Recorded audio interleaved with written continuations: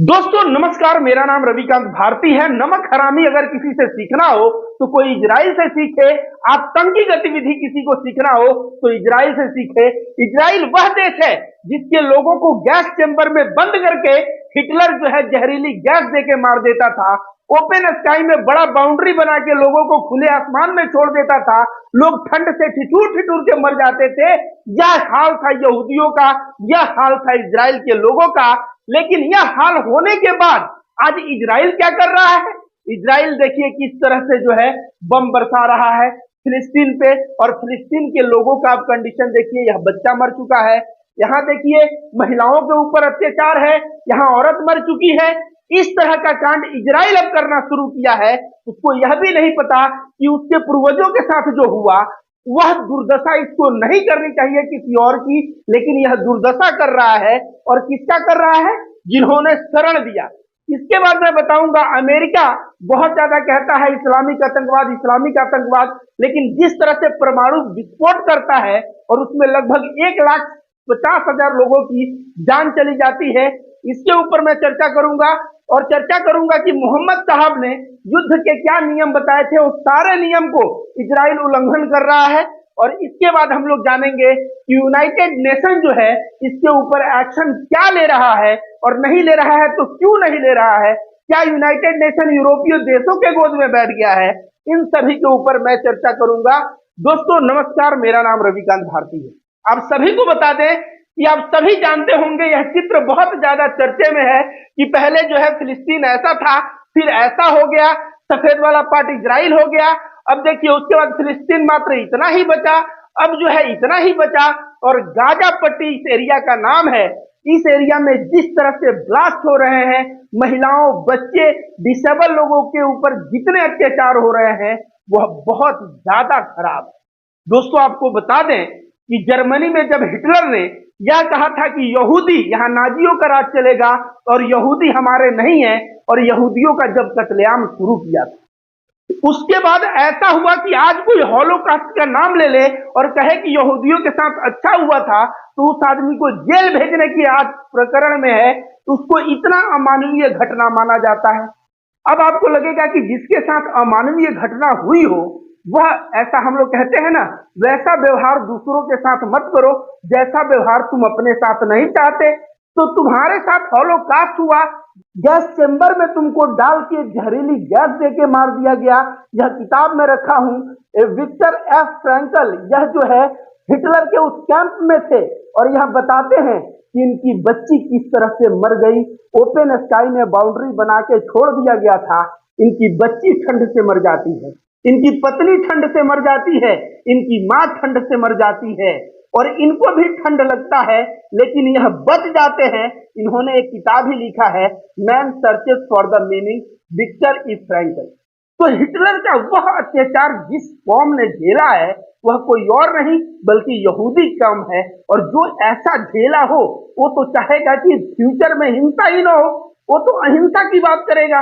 लेकिन अब ये लोग देख रहे हैं इजराइल में जाके बसे, फिलिस्तीन में जाके बसे, और फिलिस्तीन के जो मुसलमान थे उन लोगों ने बहुत ही उदार हृदय दिखाया और इन लोगों को अपने जगह पे आके बसने दिया कि जिनके ऊपर अत्याचार हुआ है ये लोग आके बसे।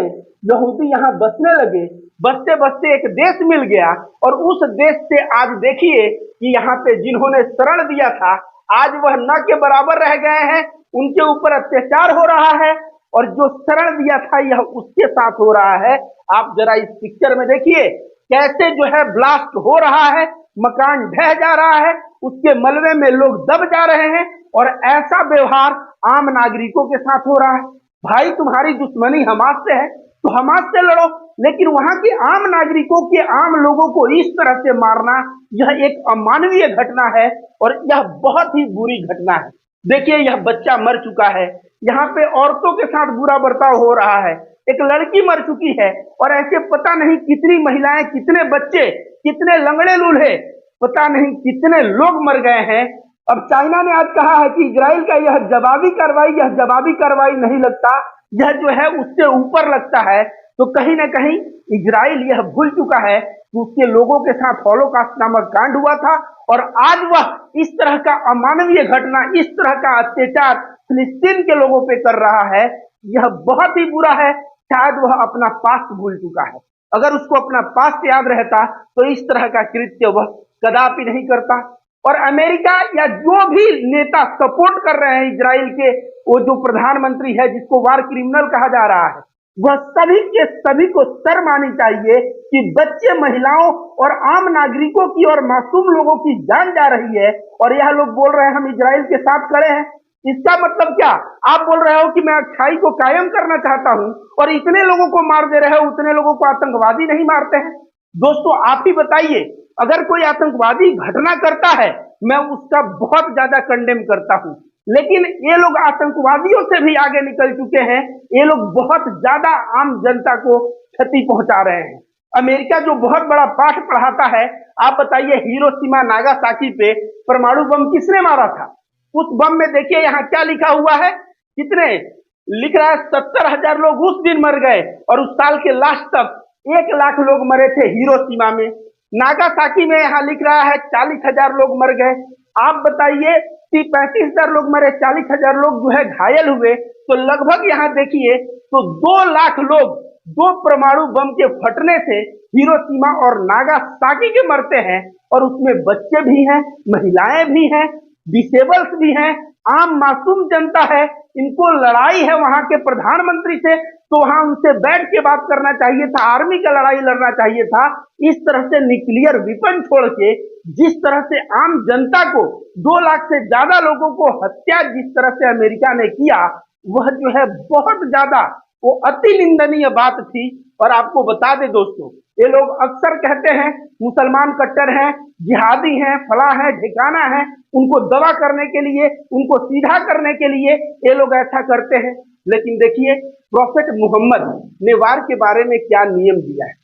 लिख रहा है डोंट कट अ ट्री, पेड़ पौधों को युद्ध में मत काटो। डोंट किल अ चाइल्ड, बच्चे को युद्ध में मत मारो। डोंट किल ओल्ड पर्सन, बूढ़े को युद्ध में मत मारो। टेम्पल और चर्च को डिस्ट्रॉय मत करो, किसी भी बिल्डिंग को डिस्ट्रॉय मत करो। जो लोग सरेंडर कर दें उनको न मारो, जो लोग युद्ध से भाग जाएं उनको न मारो, महिलाओं को मत मारो, बीमार को मत मारो, किसी भी साधु संत और पंडित पुरोहित को मत मारो, किसी भी डेड बॉडी को नुकसान मत पहुंचाओ। खाने वाला जानवर को केवल तुम काट सकते हो, खा सकते हो, जानवरों को भी नुकसान मत पहुंचाओ। अगर प्रिजनर्स, गिरफ्तार जो लोग हुए हैं, उनके साथ अच्छा व्यवहार करो और उनको आजाद कर दो, और किसी के ऊपर इस्लाम थोपो मत। यह मोहम्मद साहब के शब्द हैं। अब इसमें देखिए इजराइल जब वह बम गिरा रहा है तो क्या पेड़ पौधों को नुकसान नहीं पहुंच रहा है? बच्चे मर रहे हैं कि नहीं? बूढ़े मर रहे हैं कि नहीं? औरतें मर रही हैं कि नहीं? कहीं ना कहीं ये लोग जो है इस्लाम और जिहाद और तमाम मुसलमान को टारगेट करके ये लोग कह रहे हैं हम अच्छाई की लड़ाई लड़ रहे हैं, लेकिन उस अच्छाई की लड़ाई में इन लोगों ने इतना जो है जान माल की क्षति की, बूढ़े, औरतों और बच्चों का कत्लेआम किया, जो अस्वीकार्य करना है, जो अस्वीकृत है, इसको स्वीकार कभी नहीं किया जा सकता। इतिहास में इसका काला इतिहास लिखा जाएगा। जैसे हॉलोकास्ट का इतिहास काला लिखा जाता है, वैसे काला लिखा जाएगा। और मुझे आश्चर्य होता है कि यूनाइटेड नेशन कोई एक्शन क्यों नहीं ले रहा है। आप बताइए, यूनाइटेड नेशन यह सारे झंडे लगा के रखता है, हम सभी देशों के प्रतिनिधित्व करते हैं, और वह देखिए पूरे विश्व का नक्शा है कि हम लोग सब जुड़े हुए हैं। यूनाइटेड नेशन का फॉर्मेशन इसलिए हुआ था कि आगे जो है विश्व युद्ध का सिचुएशन न बने, सभी देश मिलजुल के रहे। लेकिन यूनाइटेड नेशन भी जब भी यूरोपीय देशों की बात आती है तो मुख्य दर्शक बन जाता है, और वहीं पे अगर दूसरे, चाहे वह मिडिल ईस्ट के हो, चाहे वो अरब के हो, और चाहे हमारे भारत का हो, आप बताइए ना, ताशकंद समझौता में लाल बहादुर शास्त्री को जमीन पाकिस्तान का जो जीते थे वापस करना पड़ा कि नहीं? जब भारत की बात आती है तो ये लोग कहते हैं 1 इंच जमीन नहीं ले सकते, जो आजादी के समय बट गया है वो बट गया है। और जब इजराइल की बात आती है तो 1947 के बाद देखिए 1967 में, 2020 में, प्रत्येक 20-30 वर्ष बाद एक नया नक्शा बनता है, और वहां पे यूएन नहीं कहता कि तुम फिलिस्तीन का जगह छोड़ो, फिलिस्तीन के जगह जो इजराइल ने कब्जा किया है, इसको तो तुरंत प्रभाव से बोलना चाहिए जगह खाली करो और फिलिस्तीन को अपना जमीन दे देना चाहिए और इजराइल अपने जमीन में रहे। शांति ऐसे बनेगी, किसी के जमीन को हड़प के और उसमें जाके उनके ऊपर अत्याचार करोगे तो शांति इससे बन सकती है क्या? हमारे नेता अटल बिहारी वाजपेयी वो सही की कहे थे। उन्होंने कहा था कि हमारे साथ अगर कोई ऐसा व्यवहार करे कि भारत का कोई जमीन ले ले और वहां रहने लगे, यह हमें बर्दाश्त नहीं। और इजराइल दूसरे देश के साथ ये किया है, जो व्यवहार हम अपने साथ नहीं चाहते वो दूसरे के साथ भी नहीं चाहते। अटल बिहारी वाजपेयी के शब्द थे। तो मैं कहूंगा कि इजराइल सही में जिस तरह का कृत्य कर रहा है, जब इतिहास लिखा जाएगा तो इसकी जो नमक हरामी है उसके बारे में लिखा जाएगा। और यह जिस तरह से जो है बेगुनाहों और मासूमों के ऊपर अत्याचार कर रहा है, लोग जब इतिहास पढ़ेंगे तो सही में जिस तरह हिटलर के नाम पे थूकते हैं, वैसे जो है इजराइल का नाम आएगा तो लोग जो है वैसे ही इजराइल को उसी दृष्टिकोण से देखेंगे।